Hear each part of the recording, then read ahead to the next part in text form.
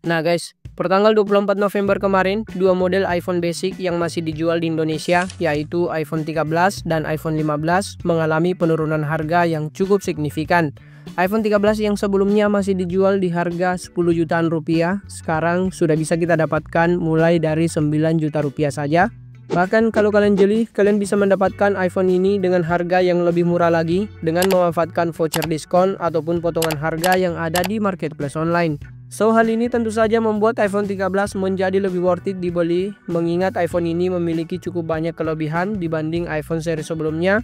Bahkan masih menjadi iPhone best deal dibanding iPhone 14 yang hanya menawarkan upgrade minor dari iPhone ini.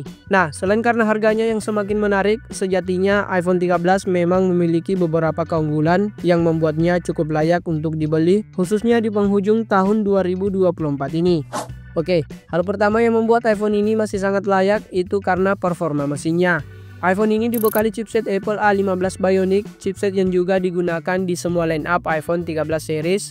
Bahkan chipset ini juga masih digunakan di iPhone 14 base model yang merupakan generasi penerus iPhone ini. Di atas kertas, chipset ini terbilang cukup powerful dengan performa single core dan multi core-nya yang lebih bertenaga, ditambah lagi efisiensi dayanya juga lebih baik kalau dibandingkan dengan chipset A14 Bionic yang digunakan di iPhone generasi sebelumnya.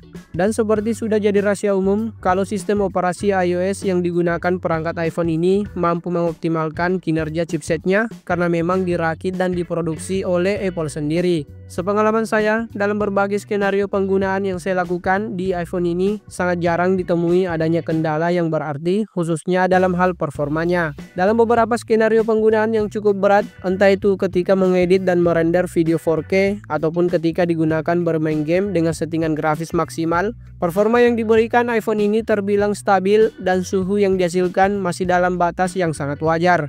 Dan yang menarik, walaupun refresh rate layar iPhone ini hanya terbatas di 60Hz saja, namun settingan FPS game seperti Mobile Legends itu bisa terbuka hingga 120Hz atau di frame rate ultra.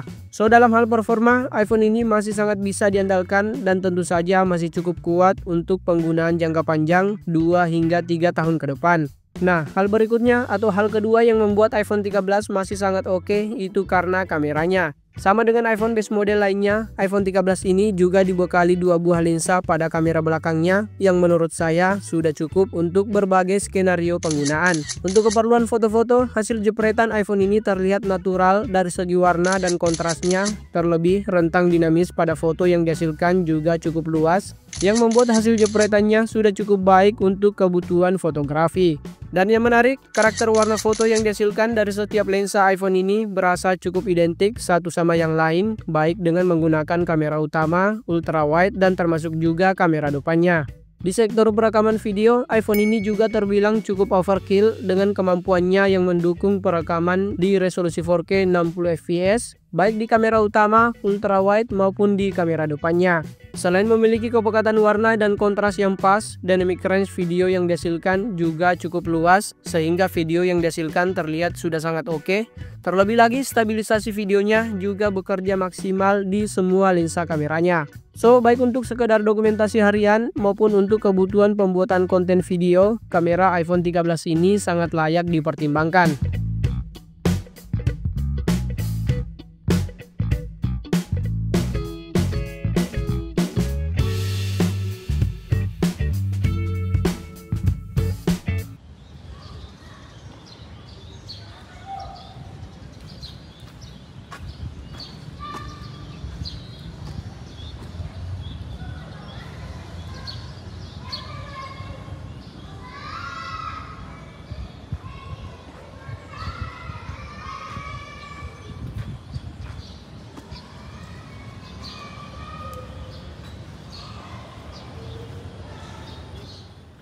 Nah, untuk kualitas video kamera depannya iPhone 13 ya kurang lebih seperti ini ya.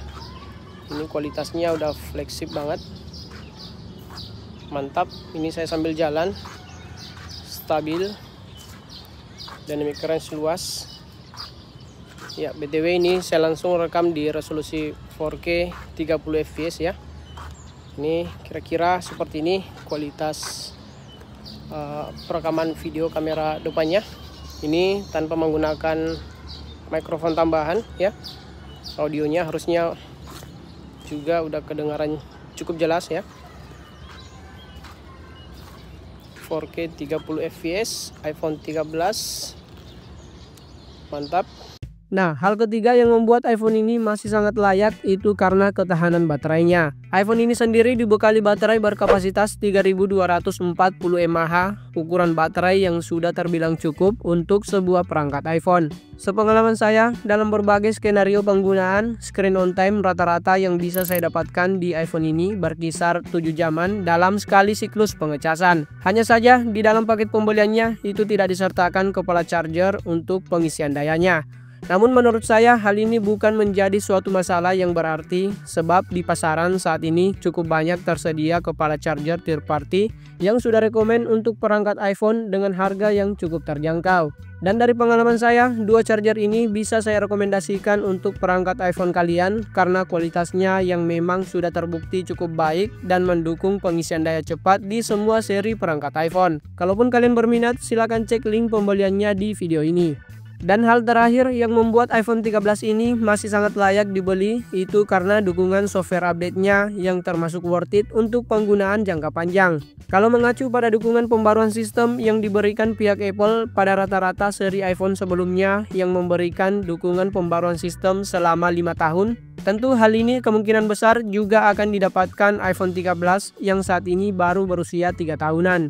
Yang artinya kemungkinan besar iPhone ini juga akan mendapatkan dukungan update software paling tidak 2 hingga 3 tahun ke depan atau hingga di tahun 2026 bahkan hingga di tahun 2027 mendatang. Dengan begitu bisa dipastikan iPhone ini masih menawarkan pengalaman penggunaan yang up to date baik dalam hal performa, fitur esensial dan sistem keamanannya minimal 2 hingga 3 tahun ke depan. Dan selama penggunaan, sepengalaman saya, iPhone ini sendiri terhitung cukup intens mendapatkan pembaruan sistem, entah itu perbaikan bug, penambahan fitur, penambahan sistem keamanan, dan dukungan update software lainnya.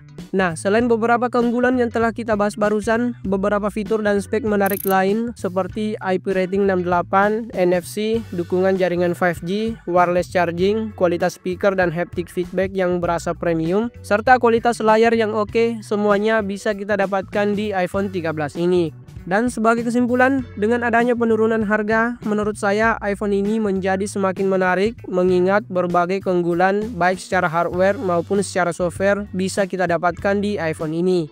Dan ya paling segitu aja video ini. Seperti biasa, kalau dirasa berguna jangan lupa like-nya dan sebisa mungkin tuliskan pendapat kalian di kolom komentar di bawah. Terima kasih semuanya, sampai jumpa di video lainnya.